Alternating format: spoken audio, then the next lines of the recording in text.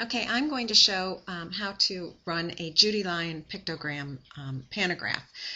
Some of you are familiar with these. I'm doing this for a customer who had asked how this could be done. And the way I'm setting it up, there may be other ways to set it up, but the way I'm setting it up, I feel is the easiest.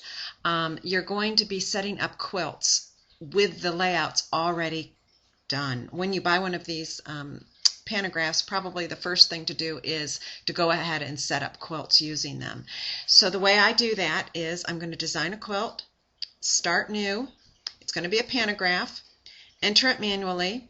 I'm giving it the measurement of 342. This is very wide, and you'll see why I'm doing this in a minute. And then I'm going to go height 60. That's about 4 rows of quilting. I'm going to go get the pattern that I'm talking about.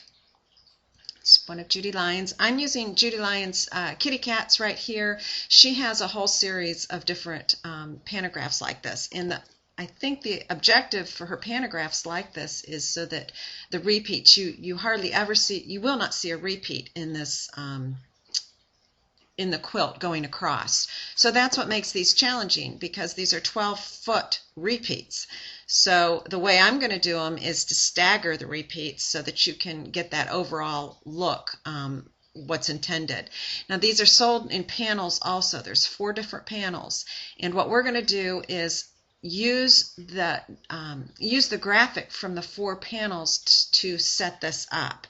So here I am, and of course it's huge. I'm going to change my row height to 14.5. And I hope I'm not going too fast. If you're just viewing this video coming in and not really understanding how to do a pantograph, I wouldn't suggest you go any farther with this. This is for more advanced users that can follow me and know what I'm doing.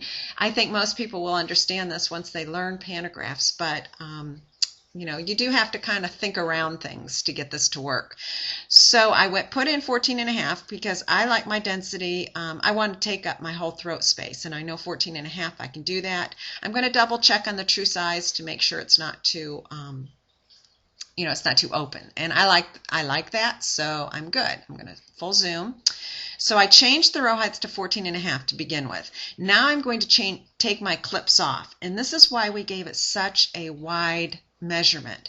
It's because I wanted to make sure I had 2 full repeats inside my block. Remember, I said my repeat was 144 inches or 12 foot wide, and I needed 2 of those. So I needed to at least bring in 2 repeats. I know that only is 288 inches, but because I changed my height to 14.5, I had to give it another repeat width on the measurement so that it could accommodate my width or my height. So that's why it is so long. And it's better to start off huge, and we'll take out the extra here in a minute.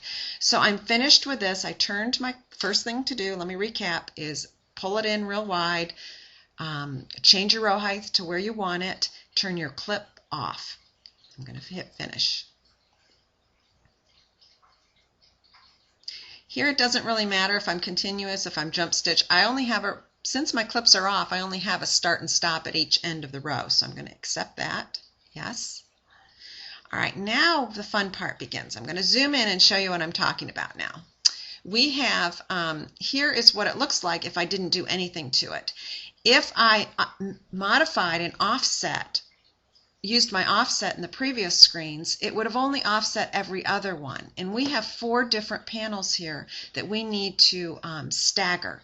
Her patterns do come in individual panels. So we're viewing the individual panels on the website, wherever you bought these at. I think it's Legacy Quilting. If you view the individual panels, you'll be able to see how to stagger these, and you have to have that either printed out or go back and forth, but that's critical that you know where the panels start and stop. So I have mine printed out next to me, and that's what I'm using. I know that I'm going to modify, I've got to modify at this point the second row. It needs to be staggered over to the right.